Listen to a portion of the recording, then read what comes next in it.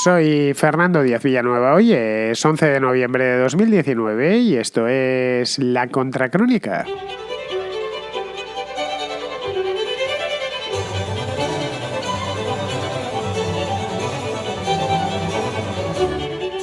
Hace ahora 2 meses se convocaron nuevas elecciones generales para dar salida al bloqueo que impedía formar gobierno a Pedro Sánchez.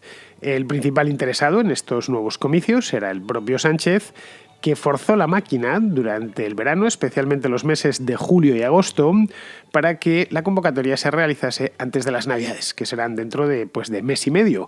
La primera semana de septiembre ya se veía que no había pacto posible para realizar una investidura. Esto lo estuvimos viendo en su momento, ya a principios del mes de septiembre. Hice un par de programas relativos a este tema y además es una historia de la que se ha hablado bastante en España a lo largo de los meses de septiembre, octubre y, por supuesto, lo que llevamos de noviembre.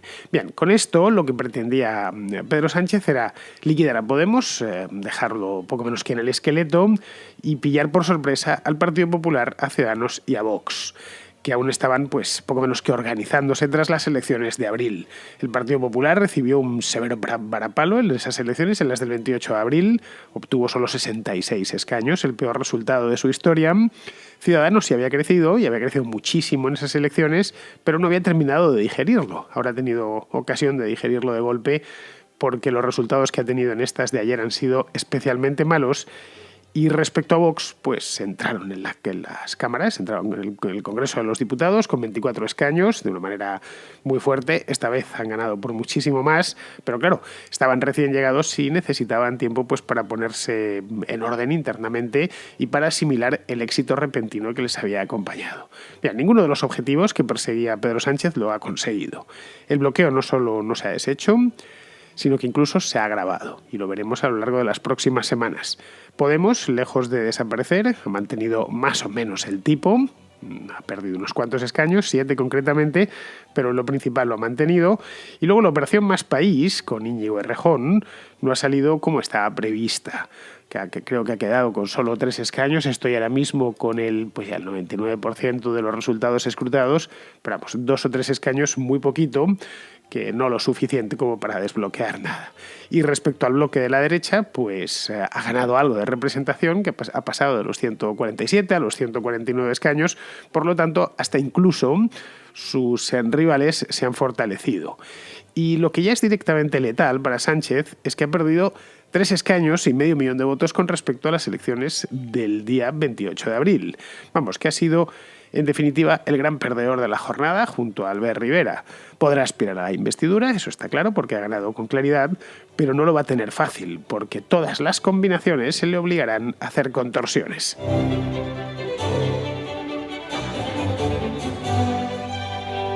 Después de 9 meses gobernando en funciones, no olvidemos que este hombre gobierna en funciones desde el mes de febrero, cuando ya se disolvió para las elecciones de abril, a finales de febrero, principios de marzo es cuando se disolvió, y unas elecciones que nadie, absolutamente nadie, salvo él, quería. Bien, Pedro Sánchez se ha vuelto a dar de bruces contra la realidad. Además, se ha dado de una manera especialmente dura, porque el escenario que se ha dibujado este domingo era un escenario que realmente él no hubiese imaginado. Es decir, el escenario de anoche, podéis echar un vistazo a los gráficos, a las tartas del nuevo Parlamento. Sánchez no lo hubiese imaginado ni en su peor pesadilla. Hace solo 2 meses, no es tanto tiempo, estamos a 11 de noviembre, hace el 11 de septiembre, estábamos ya terminando el verano, no hay más que ir a la hemeroteca, una hemeroteca muy cercana, y veremos que se mostraba confiadísimo, creyendo que el hecho de estar en el poder, la cosa institucional, parecía como si fuese eso, una especie de bálsamo de fierabrás, que cualquier cosa con tal de ir en el avión oficial y de presumir por ahí de soy el presidente del gobierno, con eso ya bastaba, iba a conseguir arrastrar 8 o 9 millones de votos. Con eso y con los problemas internos de Podemos, entre ambas cosas, eso le permitirían remontar el vuelo, además de una manera significativa, recuperar aproximadamente unos 2 millones de votos que estuviesen acantonados en Podemos, que estaban, y por cierto siguen acantonados en Podemos desde hace tiempo, y con eso ya ponerse en los 150, 160 escaños. Es decir, más o menos con lo que gobernó José Luis Rodríguez Zapatero hace ya más de 10 años. Con esto, con 150, 160 escaños, podría gobernar con absoluta tranquilidad durante 4 años. Tan solo necesitaría, una vez al año, pues pactar los presupuestos, cosa que no le costaría mucho hacerlo, por ejemplo, con los restos de Podemos o incluso con otros partidos. Pero si se tienen 160 escaños, el Congreso de los Diputados se puede gobernar con relativa tranquilidad. No digo a la perfección, lo ideal es tener la mayoría absoluta, pero bueno, la mayoría absoluta hoy poco menos que es imposible en España con tanto partido político. Pero claro, esto que lo veía tan claro a principios de septiembre, no todo el mundo lo veía tan claro, a pesar de que le habían dicho y le habían repetido una y otra vez que esto estaba hecho y que las cosas iban a salir tal y como habían planificado. Es decir, sus rivales en la derecha estaban en un momento algo delicado. Os lo comentaba antes, ¿no? Casado, después de firmar los peores resultados históricos del Partido Popular, pues en aquel momento se encontraba en pleno proceso de reconstrucción del partido. El Partido Popular recibió un golpe, además un golpe severísimo, el 28 de abril. Se recuperó un poquito en mayo y de ahí que a este hombre se le volviese la sonrisa a la cara, pero el del mes de abril fue realmente duro. Si sobrevivió Pablo Casado fue pues porque acababa de llegar y había heredado el partido de la manera en la que lo había heredado, pero bueno, el hecho es que estaba reconstruyéndose. Está todavía, de hecho, reconstruyéndose porque Casado no lleva tanto al frente del partido, poco más de un año. Respecto a Ciudadanos, pues se encontraban en un momento extraño, esa es la verdad. Ahora ya se encuentra en un momento extraño y además crítico, pero bueno, en el mes de abril, después de las elecciones, les habían salido bastante bien, pero luego las de mayo no les habían salido tan bien.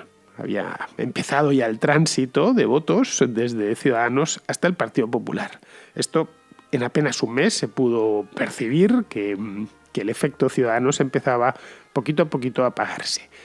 Esto en la sede de Ciudadanos lo sabían, Albert Rivera lo sabía, que su situación era francamente complicada, le había pillado en el medio y hiciese lo que hiciese lo tendría que pagar. Si se negaba a pactar con Sánchez lo pagaría y si pactaba con Sánchez también lo pagaría, y trató pues de evitar a cualquier precio que hubiese de nuevo elecciones, porque sabía de buena tinta que iba a ser poco menos que imposible conseguir los resultados que obtuvo el día 28 de abril, pero claro, de él no dependía. Respecto al Partido Popular, pues bueno, tenían ciertas esperanzas de recuperar el terreno perdido y esto mismo obligaba a actuar rápido para evitar que más votantes de Ciudadanos regresasen al Partido Popular. Bien, todos estos cálculos los estuvieron haciendo en Moncloa a lo largo del verano y vieron que les salían bien. Y respecto a Vox, pues yo creo que a Vox lo ignoraron. Es duro decirlo, pero es así. Creo que no lo han tenido en cuenta hasta que ha sido demasiado tarde, es decir, hasta que se han recontado todos los votos este domingo. Es decir, supongo que pensarían que nada habría que temer por ahí, que eran simples peperos condenados a ser reabsorbidos por la nave nodriza, más pronto que tarde. Si a poco que uno hablase con alguien del PSOE, pues no lo decía con estas palabras, pero más o menos lo insinuaba. Es bien, esto no hay que tenerlo en cuenta, incluso hacen un buen servicio o nos pueden hacer un buen servicio porque ya se sabe, son la ultraderecha y se les puede echar a los medios encima. De Vox, en una palabra, no había que preocuparse, porque los medios afines, que son muchos, los medios afines a Moncloa, pues ya se encargarían de ellos. Ya se encargarían de darles su merecido, de repetir una y otra vez que es la ultraderecha peligrosa, que si de ellos dependiese, pues España se convertiría en una dictadura. En fin, todas estas cosas que las venimos oyendo desde hace bastantes meses, que se repiten, esta vez ya ha llovido un tanto sobre mojado, pero bueno, que pensaban incluso que Vox iba a hacer un buen trabajo para ellos, en una palabra, que con llamarles franquistas, fascistas, racistas, bueno, y todos los istas posibles, como ya habían hecho unos meses antes, pues sería suficiente. Para ello incluso se metieron en el tema de la exhumación de Franco, con la idea de que esto sirviese como reclamo para atraer votantes de Podemos. Y esto es algo que sucedió hace nada, 15 días apenas, y se hizo unos días antes de que empezase la campaña electoral. Se interpretó como lo que fue, de hecho, como un acto más de campaña. Bien, pues a modo de venganza, Vox fue ayer el partido que más creció muchísimo, pasó de 24 a 52 escaños, según lo tengo. Sí, aquí lo tengo. Estos ya son datos al 100%. Antes os he mirado la otra tabla, por cierto. Antes os he dicho que no sabía exactamente cuántos tenía Más País tiene 3, no 2. Es que he estado mirando antes cuando todavía estaba al 98%, una cosa así. Bueno, estos ya son datos al 100%.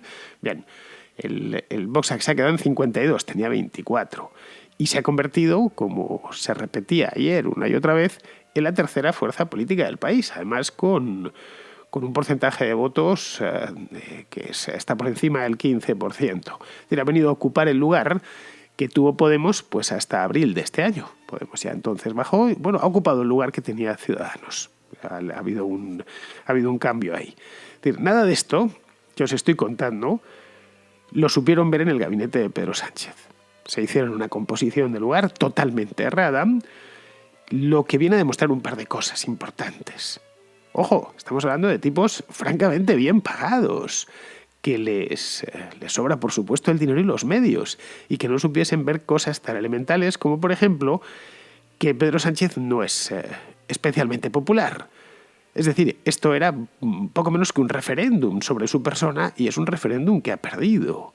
Es decir, le votan los suyos y sin demasiado entusiasmo. Porque, tras 17 meses en el gobierno, vale, es cierto que no llegó por unas elecciones, pero sí fue elegido en el mes de abril, pues bien, ha demostrado que no tiene mucha atracción, que incluso ha perdido votos del mes de abril a este. Es decir, el resto de votantes de izquierda, los que tendrían que votarle a él, pues es muy posible que hayan visto lo que es. Es decir, o mejor dicho, que hayan constatado que lo que veían es lo que es. Es decir, la nada con traje de Armani. Un tipo vacío cuyas ambiciones y delirios de grandeza pues superan con muchísimo a sus propias capacidades. El votante de izquierda, y creo que con los resultados de ayer en la mano ya podemos decirlo, sin equivocarnos, simplemente pues no se siente atraído por él.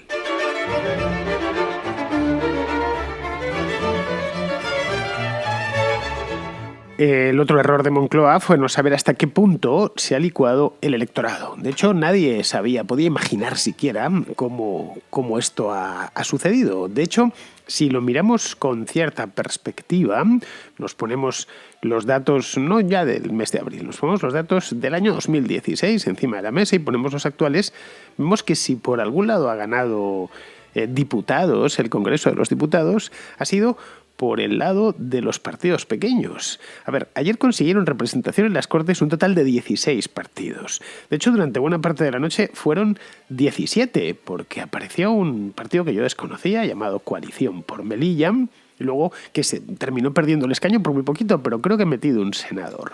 Esto es de Coalición por Melilla. Es un partido, según he podido leer por ahí, de ciertas simpatías islamistas. No sé hasta qué punto será cierto, tengo que investigarle más a fondo, pero vamos, otro que ha aparecido, en este caso por primera vez también, que se llama Teruel Existe, es un partido provincial circunscrito a la provincia de Teruel, y ambas además con una cantidad de voto minúscula. Teruel Existe, por ejemplo, pues ha metido el diputado con 19.600 votos y Coalición por Melilla estuvo a punto de meterlo por 8.600. Esto nos viene a decir que Teruel no solo existe, que por supuesto que existe, además es una provincia bastante grande, sino que está sobrerepresentado. Idem con Melilla, que se quedó, ya digo, a 180 o a 200 votos de conseguir un escaño con apenas 8.600 votos a su favor.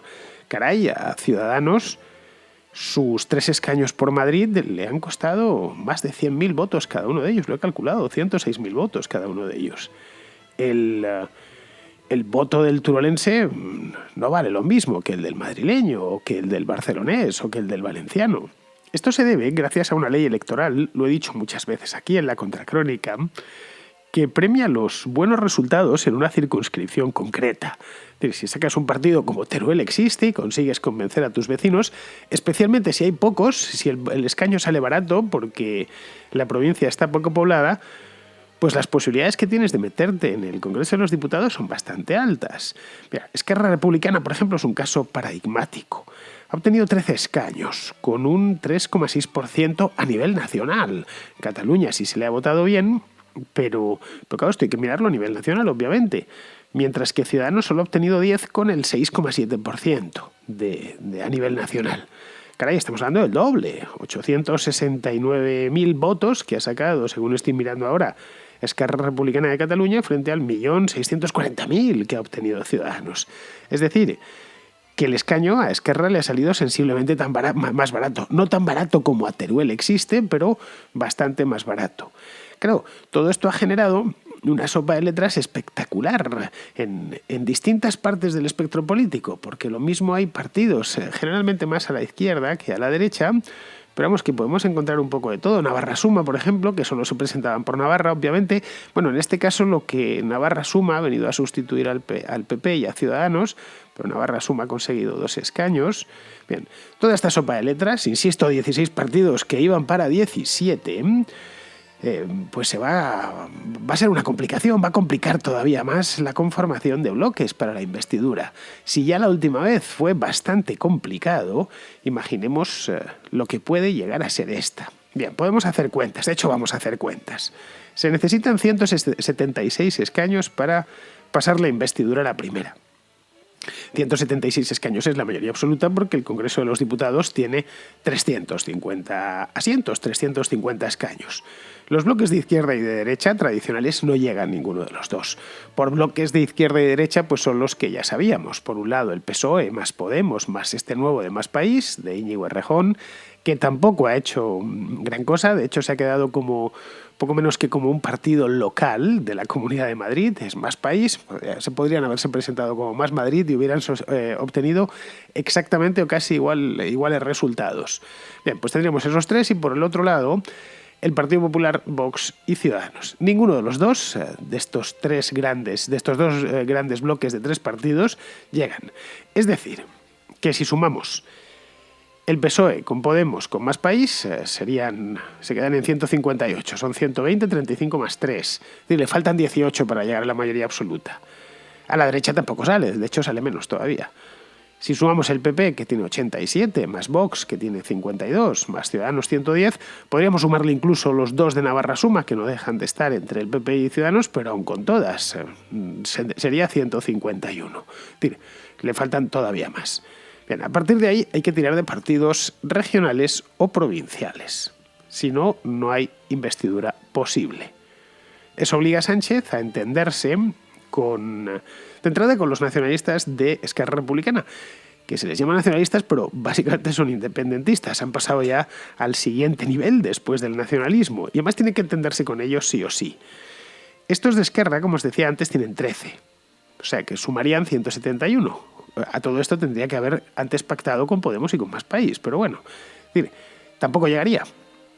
Estaríamos hablando ya aquí de un tetrapartito. Necesitaría conformar un pentapartito. Necesitaría a otro partido más que le diesen los 5 escaños que les faltan para llegar a la mayoría absoluta.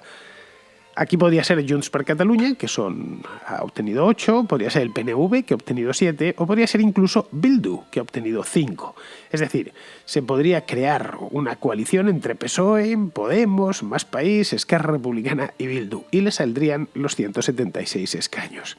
Bien, a esto mismo es a donde ha llevado el tacticismo de Pedro Sánchez y de Iván Redondo, que es su jefe de gabinete, y es el que, en definitiva, podemos no señalar con el dedo porque el responsable es su jefe, pero sí es de quien nació esta idea de ir de nuevo a elecciones y de, en principio, desbloquear, y que no ha desbloqueado nada, sino que ha hecho exactamente todo lo contrario. Bien, esta opción que tenemos, es decir, entregarse a Podemos y a los nacionalistas, pero más debilitado de lo que estaban, de lo que quedó hace 6 meses, bastante más, de hecho, es la única opción, entre comillas, de progreso que le queda y es muy probablemente la que le van a pedir más de una vez. Le van a decir que a lo largo de las próximas semanas lo escucharemos. Tiene que cerrarse. Desde algunos medios de comunicación insistirán más, desde otros menos, desde otros nada, pero lo escucharéis muchas veces. Con Podemos solo no le basta, como os podido ver, porque ambos han salido magullados de esta aventura. Tienen 10 escaños menos de los que tenían en abril. Y unos socios, o posibles socios, algo más radicalizados. De hecho, Esquerra ha perdido un par de escaños, ahora que estoy mirando. Y Junts per Catalunya, que es el partido de Puigdemont, ha ganado 1. En fin, Ya se sabe a lo que se expone uno si va por esa vía. No hace falta explicar demasiado. Le van a pedir no ya lo que esté más o menos dispuesto a dar, sino lo que no puede dar, lo que no está en su mano dar. Y además luego hay otro tema, y es que son muchos. Por lo que el apaño, un pacto al estilo del Majestic, de aquel del año 1996, entre el PP y Convergencia y Unión, pues se podría dar con uno, pero hacerlo con dos ya es más complicado. Hacerlo con tres, no digo, y hacerlo con cinco, no es que sea imposible, pero puede ponerse muy cuesta arriba. Pero bueno, esa es la opción que está ahora mismo sobre la mesa. Un gran pacto de progreso, pero claro, con una serie de contraindicaciones que no sé si el propio Sánchez estará dispuesto a arrostrar, o los otros, los socios, estarán dispuestos, por ejemplo, a que les expliquen amablemente que se vayan olvidando de la independencia porque la Constitución no lo permite. En fin, otra opción que hoy demandan algunos periódicos, esto viene ya desde la semana pasada, Lo que pasa es que ahora ya con los resultados en la mano muchos se han atrevido y se han echado la manta a la cabeza y andan pidiéndolo directamente, es una gran coalición. Una gran coalición a la alemana entre el Partido Socialista y el Partido Popular. Les da de sobra, como es lógico, pues, te saldrían, lo voy a sumar así rápidamente, 207 escaños. Sí, uno tiene 120 y el otro tiene 87. Pero claro, esta opción es una opción de la que no quieren ni oír hablar en ninguno de los dos partidos, al menos hoy por hoy, ya veremos dentro de un tiempo. En el PSOE, ¿por qué no quieren hablar del tema? A pesar de que les permitiría gobernar sin problemas, sin problema ninguno durante 4 años. Porque es muy probable que Casado, que ha salido refortalecido, ha pasado de 66 escaños a 87, es muy probable que Casado pida cosas que Sánchez no quiera dar, como por ejemplo su propia cabeza. Pida que se llegue a un acuerdo, gobierno de concentración nacional, pero no presidido por Pedro Sánchez, sino por otra figura. Se habla incluso de Felipe González, que fue primer ministro pues, durante un montón de años, pero entre los 80 y los 90, que lleva más de 20 años retirado. Esto lo habréis podido leer por ahí, y supongo que esta opción de Felipe González se dará a lo largo de las próximas semanas. Luego, en el Partido Popular, ¿por qué no quieren oír hablar de este tema? Pues seguramente porque una coalición semejante les terminaría enterrando, como ha enterrado al SPD en Alemania. El SPD está en las últimas, al paso 3 elecciones más y desaparece como partido después de 100 y pico años de historia. De cualquier modo, las presiones para que esa coalición se forme van a ser brutales, y si no ya lo veremos, así que ya veremos qué pasa. En fin, más no se puede decir, me limito a dejaros en la contracrónica de hoy de puro análisis rápido electoral, los elementos sobre la mesa para que os sirvan como elementos de juicio. Bien, eso es una opción, y la otra es irnos de nuevo a elecciones, que serían ya, obviamente, pues estamos en noviembre, pues calculo yo para el mes de febrero o directamente para el mes de marzo. Ojo, nos puede parecer descabellado, pero yo no lo eliminaría del todo.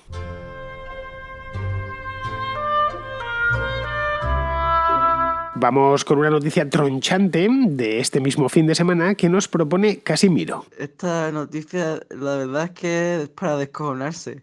Los independentistas se han estado robando unos a otros la acampada. Pues sí, Casimiro, es para descojonarse de esta noticia que nos traes. No te has tomado el tiempo de explicárnosla un poquito. Voy a tener lo que hacer yo. Bueno, para los que no sepáis de qué va esto, hace unos días, creo que fue la semana pasada o la anterior, un grupo de estudiantes independentistas en Barcelona decidió acampar en la plaza de la universidad.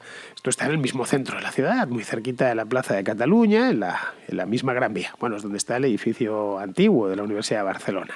Es una plaza relativamente grande, no tanto como la Plaza de Cataluña, pero bueno, que tiene una plaza de estas duras para poner acampadas, estas típicas plazas barcelonesas. Bueno, la cosa es que decidieron acampar ahí porque eso sería la continuación de las protestas del mes pasado.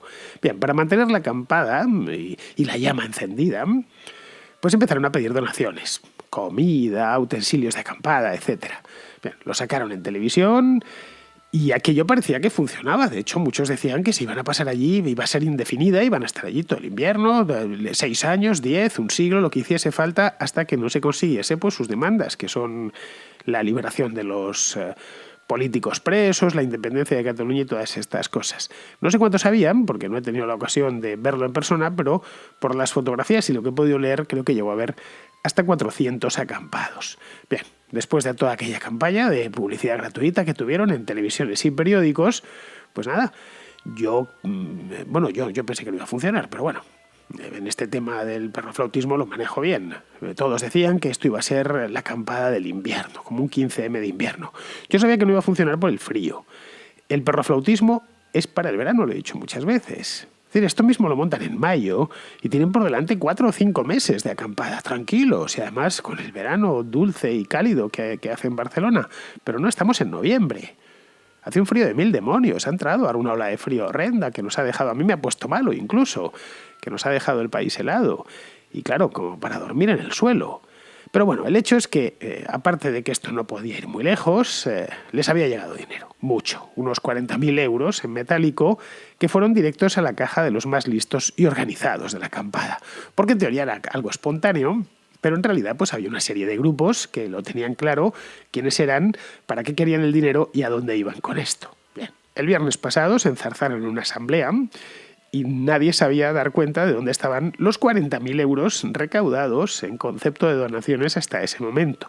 Bien, aparte de eso, denunciaron que, y esto es buenísimo, que había desaparecido, esto lo podréis encontrar en Twitter, que habían desaparecido material médico, productos higiénicos, y esto es literal, para la menstruación de los chicos y las chicas, y además de eso unos condones. En fin, como podéis ver, todo muy loco. Lo más razonable de todo es lo del dinero, los 40.000 euros. Porque bueno, es bien sabido que un tonto y su dinero no pasan mucho tiempo juntos, pero vamos, que es previsible. Aquí ha entrado, tenemos unos tipos acampados, han entrado 40.000 euros y los más listos de allí pues los han levantado. Y nunca más se supo de todas esas donaciones. Pero ya digo que esto es una cosa perfectamente explicable. Pero lo de los productos higiénicos para la menstruación de chicos y chicas, eso ya está a otro nivel, ¿eh? Porque claro, en esa acampada debían estar los únicos hombres que menstruan de todo el planeta. O sea, algo así es como para que vaya un equipo de científicos de alguna universidad prestigiosa a investigar. En fin, yo lo dejo ahí, lo mismo os interesa. Bien, sobre un tema más serio, el caso de la viuda de la CAM, que supongo que habréis leído, y si no lo habéis leído, pues bueno, es una historia que sucedió hace ya unos años, en el año 2016 exactamente, y bien, ha traído algo de cola, poquita, en la prensa española. Bien, que nos lo cuente Israel. Quería pedir tu opinión sobre el caso de la viuda de la CAM, cuyo principal acusado, único acusado, ha sido declarado inocente hace unas pocas horas. Y a mí me llama la atención de este caso que yo he ido a los medios, no me suele interesar el tema de los sucesos, pero bueno, este tema sí me interesó. He ido a los medios digitales a buscar información sobre el caso y todos se dedican a repetir, pues no sé qué, de una acción de oro, que la familia se llevaba mal, las circunstancias en las que esta pobre mujer fue asesinada, pero es imposible ver o leer qué pruebas de cargo había contra este señor, si había un arma con huellas, un vídeo, testigos. Algo distinto de que, hombre, la cosa tenía muy mala pinta, porque se llevaba muy mal y había intereses económicos. Y cómo, pues, yo no sé, no sé con qué pruebas un señor ha estado casi 3 años en prisión provisional y ahora ha sido declarado inocente. Y me da la impresión de que esto es la punta del iceberg de un problema más amplio, y es que no existe el periodismo, no se investiga, no se ponen datos, no se es riguroso, se cubre con una foto y un refrito de columnas anteriores la noticia y después nos quejaremos de que los medios serios, presuntamente serios, pues no tienen audiencia. Pues mira, Israel, yo tampoco lo he seguido mucho. A ver, no suelo hacerlo con los sucesos, no por falta de gusto, que sí tengo algo de gusto en los sucesos, sino por falta de tiempo, porque tengo que seguir otras muchas cosas, tanto en España como en el extranjero, de noticias de tipo político económico, y evidentemente mi día tiene las mismas horas que el tuyo, es decir, solo 24 horas y le dedico unas 7 u 8 a dormir, así que no he podido seguirlo más que en sus primeros compases. Leí el otro día, evidentemente, lo de las noticias finales, es decir, la parte final del juicio, que por cierto ha dado bastante que hablar. Pero vamos, esto que nos cuentas del periodismo es tristemente así. La crónica negra atraviesa un momento muy malo, por lo menos en España. Son todo teletipos, apenas se investigan y solo se busca la espectacularidad, con casos muy concretos, como, qué sé yo, el de la manada de Pamplona, que tuvo un tratamiento más político que periodístico, como bien recordamos, o el del rey del cachopo, esto fue hace un año ya, que tuvo, pues eso, un mes de vida en televisión, explotando el morbo hasta la náusea, y luego ya se olvidó. Caray, el buen periodismo de sucesos requiere tiempo, requiere dedicación y buenos profesionales, sobre todo esto último. Yo empecé mi carrera periodística haciendo sucesos, con un gran maestro, por cierto, Paco Pérez Avellán, que murió el año pasado y que era uno de los mejores que había en España. Era un tipo exhaustivo y sabía de todo. Sabía derecho, sabía criminología, sabía psicología, vamos, un profesional completo para lo que se dedicaba, que era hacer crónica negra. Vamos, y le vi trabajar, obviamente, y aprendí mucho de él, por cierto. Si se ponía con algo, lo hacía a fondo, lo abordaba desde todos los puntos de vista, y así luego, pues obviamente podía escribir libros y hacer buenos reportajes. Pero claro, esos profesionales cuestan dinero. Israel, esa es la verdad, que es precisamente de lo que no andan sobrados los periódicos ahora. En fin, que muchos creen que con un par de becarios, un vídeo que hayan viral, que hayan encontrado en Twitter o en YouTube, y 3 fotos, pues ya tienes toda la historia. Y no, a la vista está que no es así. Como ves, tú mismo te quejas de que no has podido seguir el caso de la viuda de la CAM como deberías haberlo poder seguir. Como se siguen estas cosas, que es que alguien, un buen periodista, se enganche ahí a la tibia y no la suelte hasta el final. Pero bueno, en fin, vamos a ir terminando ya. Vamos con Pizarro, que nos hace una breve crónica, uno de sus billetitos, sobre el tema este de Alberto Fernández, López Obrador y Maduro, este triángulo infernal que se ha montado en Hispanoamérica. Cuando Alberto y Andrés Manuel terminaron de congratularse por la llegada de filobolivarianos a los gobiernos de México y Argentina, terminaron de lamentarse por la catastrófica situación económica heredada de las políticas neoliberales antecesoras, y terminaron de felicitarse por el espléndido futuro que les espera a sus pueblos gracias a ellos y al pueblo venezolano gracias a Nicolás, no es descartable que cada uno de ellos tratara de acallar por un momento al Pepito Grillo que les avisa de los problemas que se les vienen, y para los que no tienen recetas ni dinero para solucionar o paliar siquiera. El tiempo les encumbrará como los adalides de un resurgimiento hispanoamericano pujante e igualitarista. ¿O no? Un gran saludo de Pizarro. Pues hasta aquí hemos llegado, queridos amigos. Ya sabéis, mañana volveremos por aquí. Volveremos con lo de Bolivia, porque se ha armado una bastante gorda, tan gorda como que ha dimitido el presidente Evo Morales. Así que os anticipo ya el tema del programa de mañana. Será tratando de desentrañar todas las claves de lo que ha sucedido en Bolivia a lo largo de las 2 últimas semanas, que han sido las semanas en las que los bolivianos han vivido peligrosamente, ojo, con un final feliz, pero bueno. Muy bien, pues con esto me despido de vosotros. Hasta mañana.